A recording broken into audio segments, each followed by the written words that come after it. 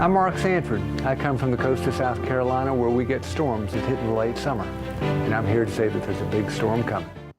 A big storm coming, a warning of sorts in our 2020 lead. Former Republican Governor and Congressman Mark Sanford is mulling a possible run against President Trump in the Republican primaries and delivering that message as he prepares to head to the early voting state of New Hampshire later today.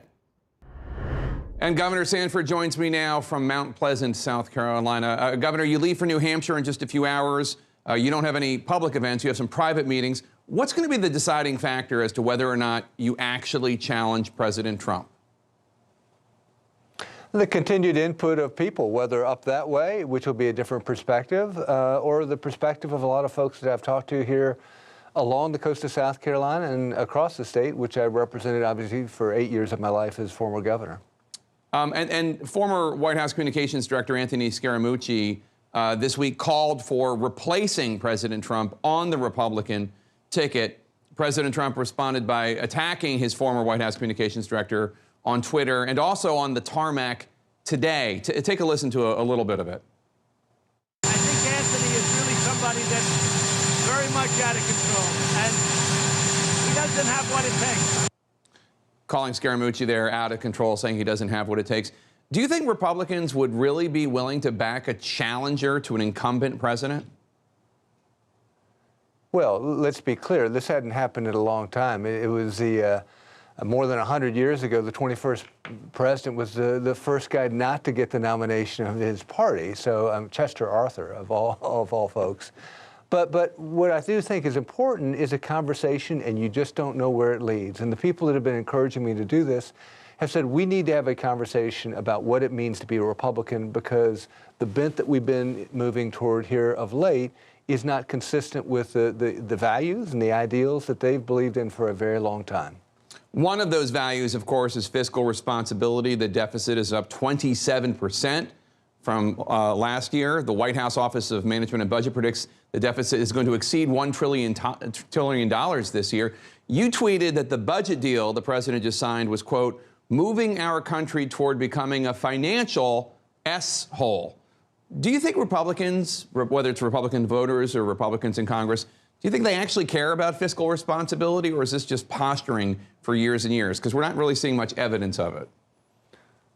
Well, no, because, again, there's a disconnect between people at the elected level and what I've consistently heard over my 25 years in politics at the grassroots level.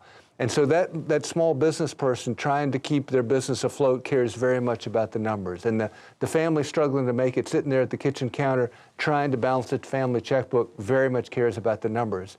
And so I think at a grassroots level, this issue is real.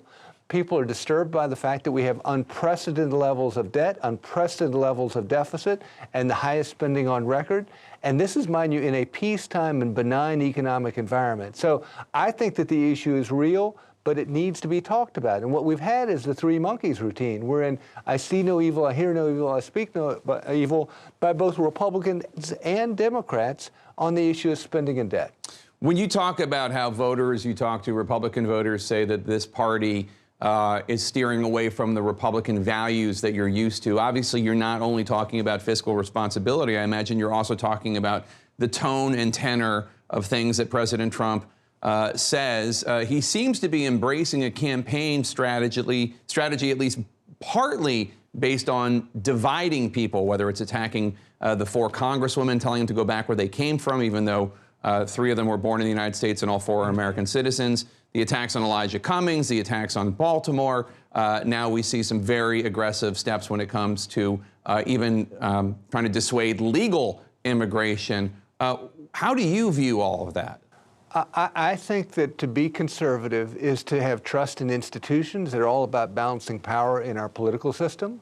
I think that to be conservative is to have a measure of conservatism in the way that you approach others, a humbleness of heart.